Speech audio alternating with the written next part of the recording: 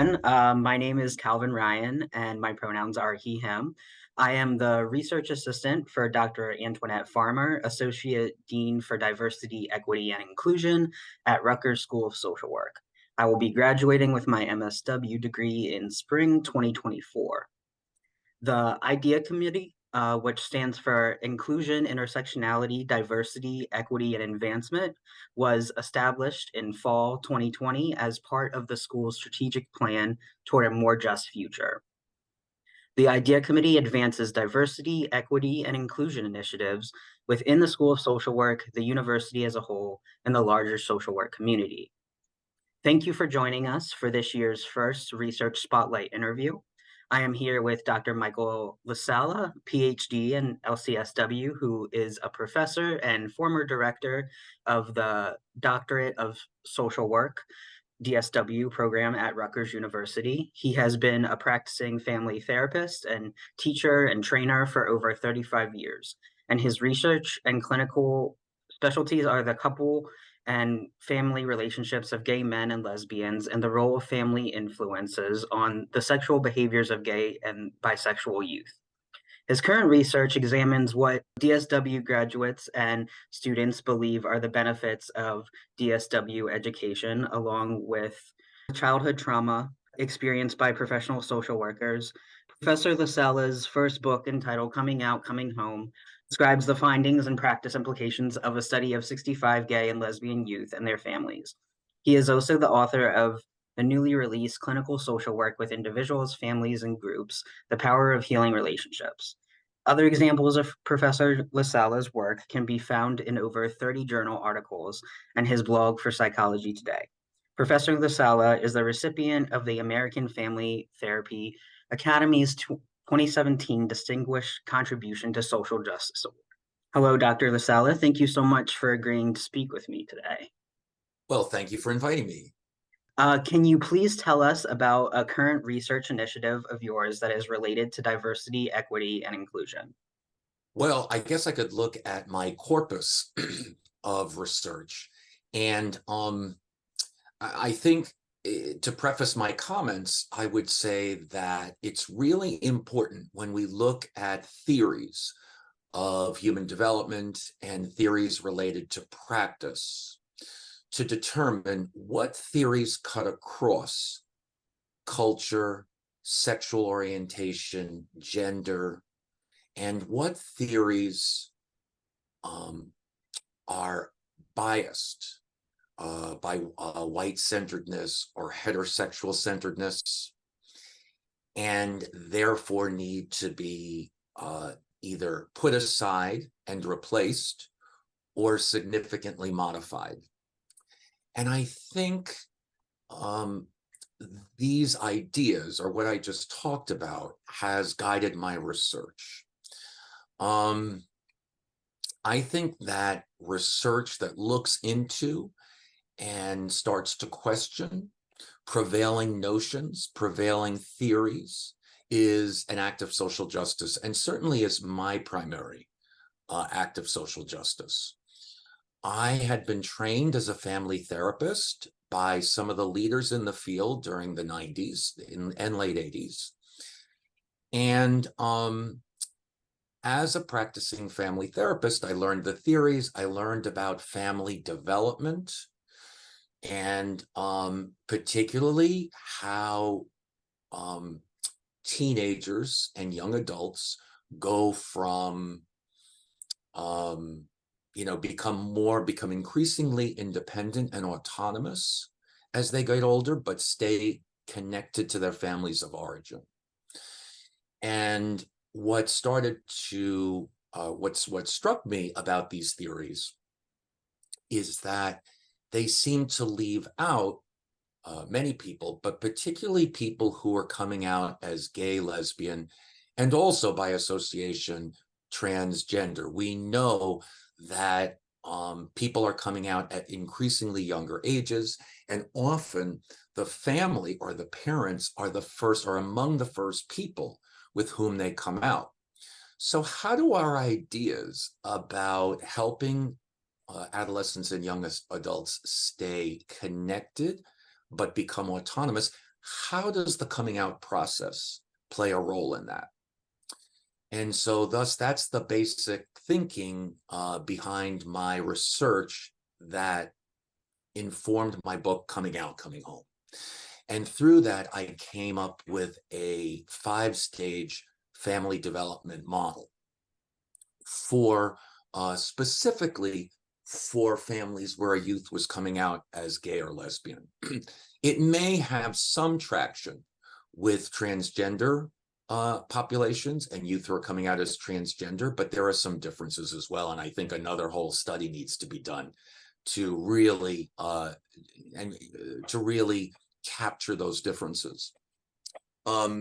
So the idea that the coming out process can disrupt an important family development process at a time when kids and families are pretty vulnerable, I think is really important, and how family disapproval and rejection can impact that, but also how clinicians can offset that, can address family disapproval and rejection in ways that are beneficial and for youth, but also encourage family growth.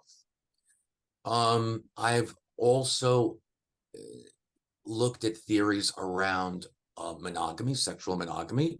People may or may not know this, but many gay men, and increasingly other populations, but when I was doing the research a few years ago, it was specific that many gay men, not all, but many, engaged in sexually non-exclusive relationships, which again challenges some of our norms and ideas, right? About couples, about families, etc.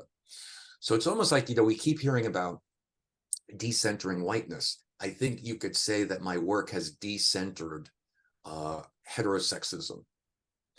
And so those are two examples. I also, in my dissertation research, years back, was interested in how same-sex couples, how they interacted with their families of origin and what impacted them positively, negatively, and how they coped with disapproval. And again, I found that the boundaries around that male couples discussed around their primary relationships between themselves and their parents tended to be more solid, less impermeable than their heterosexual counterparts. And those same boundaries between lesbian couples and their families tended to be more diffuse and more penetrable. So then what we would expect, to the extent that, and again, this research may be dated, but to the extent that family disapproval could have more of an impact, more of a reported impact on these couples. So there you have my, sort of gay and lesbian family research. Currently, in looking at the benefits of the DSW degree, or what people perceive the benefits of the DSW degree to be, and as an aside, I was DSW director here for 7 years. So myself and some colleagues became very interested in what would graduates say are the benefits of the degree, and what would students say, beginning students say, are the benefits that they are seeking. And also, I'm beginning a research project where I'm looking at a syndrome called the wounded healer among social workers. We have good evidence that social workers and social work students as a group experience disproportionate rates of childhood trauma, higher scores on the ACEs, Adverse Childhood Experience Scale, more parentification in their families of origin, etc. So I'm very interested in how social workers integrate, maybe overcome and integrate these experiences in their work. What I'm finding at the very beginning is persons of color, as well as persons of other minority statuses, there is an imposter syndrome that people have to cope with and find ways to get over, if you will, both as DSW students and also as social workers themselves. And so that's something I hope to pursue in the future. That, of course, is related to IDEA, concerns and values. Wow. Thank you so much for sharing your kind of research like resume with us. It's Oh, incredibly I don't stop. impressive. This is what No, happens when you ask a professor to talk, right? no, You don't no. stop. Okay.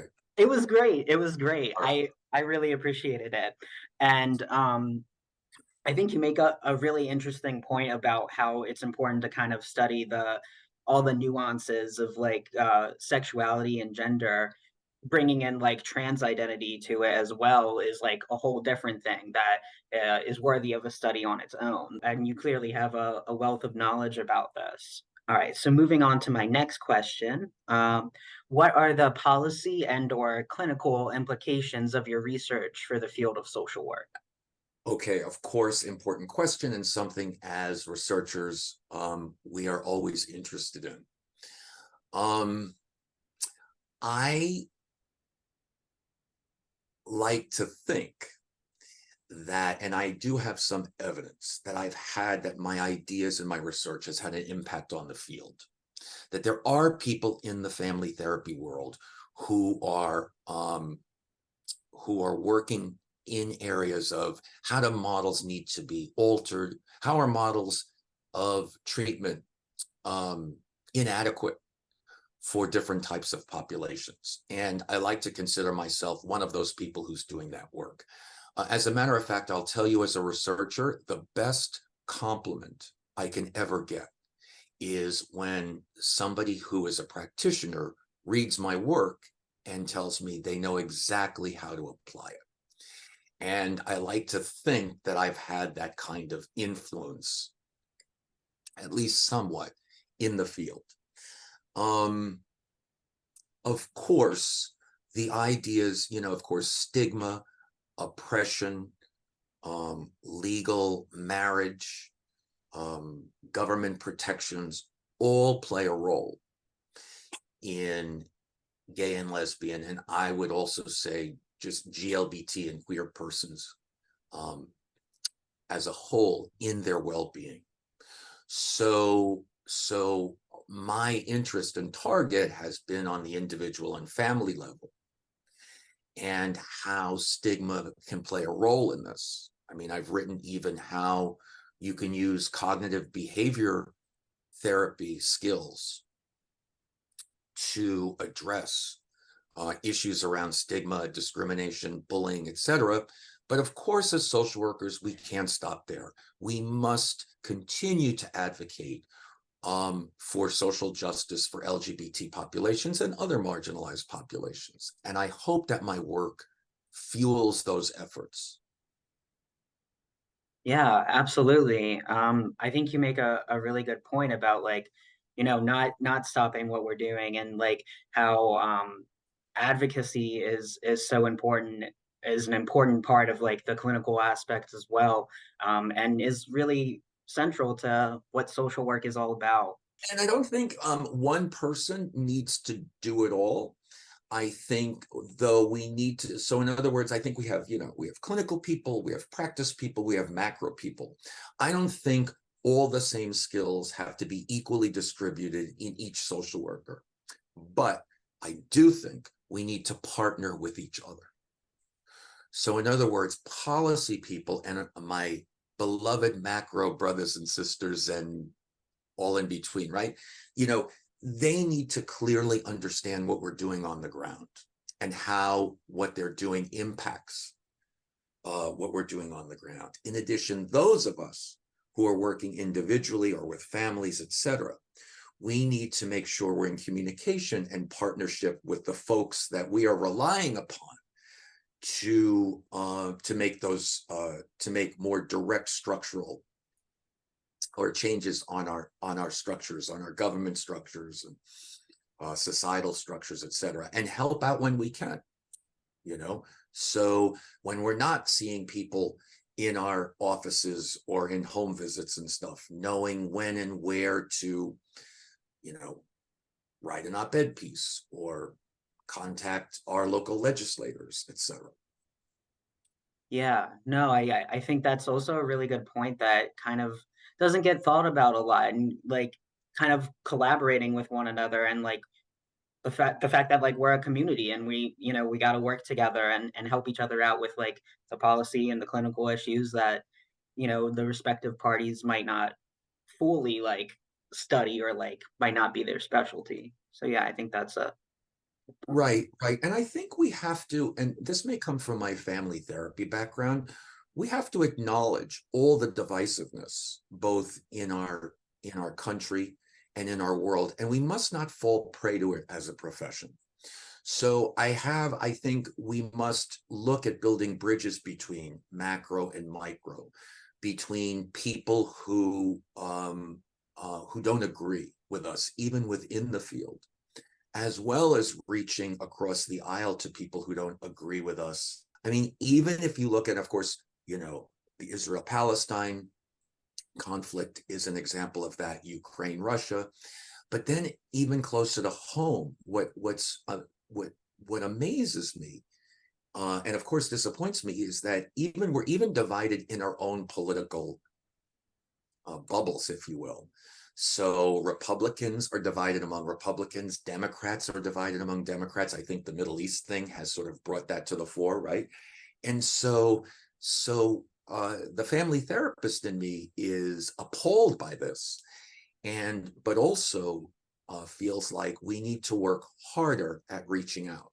So, for example, when somebody is objecting to drag queen story hour, I think our natural reaction is to castigate them and to pull back into distance. And again, there's the family therapist in me who I think um, who believes in the benefit of interrogating on these issues, that in fact finding out what are the objections. I hear things because I don't always work in an LGBT student or LGBT social work bubble, right? So I hear things that there's the fear that drag queens can sexualize children, for example, or they're convincing kids to develop drag queen behavior, whatever, those kinds of things, that if we're teaching CRT, we're teaching children who are 5-year-old white children that they should feel ashamed of themselves because they're racist. I mean, these are all things that I think we need to come together and have clear discussions about and neutralize some of these issues. I'm always laughing, like, I've worked with kids in mental health before I became an academic. And, parents had such a hard time getting their kids to go to school, do their chores, behave. So it's so hard when I hear, how, kids are, I think, less vulnerable than we think. So I don't think automatically seeing a drag queen is going to suddenly make a child, if that's even a bad thing, but make them want to be a drag queen or something like that. Like, we can't even get kids to clean up their rooms. Like, how are we going to convince them, right? So, so it's things like, I think we need to reach across various aisles, and work together and find ways to work together. And one way to do that, of course, is to start with our profession and make sure we don't have this dichotomy between macro and micro, or that if we do, we're all friends and we all work together and we're all collaborative. Yeah, no, absolutely. I agree 100% with everything that you were saying, and I feel like we really do have a lack of communication and collaboration right now, on like a national and a global kind of scale. And it's important that we as social workers kind of recognize that, and as you said, bridge those gaps within our own community. All right. Thank you so much, Dr. LaSala, for your time. I really enjoyed speaking with you. And thank you so much to everybody who is watching. I hope you will tune in next month for our next Research Spotlight interview. And thank you. This was a delight.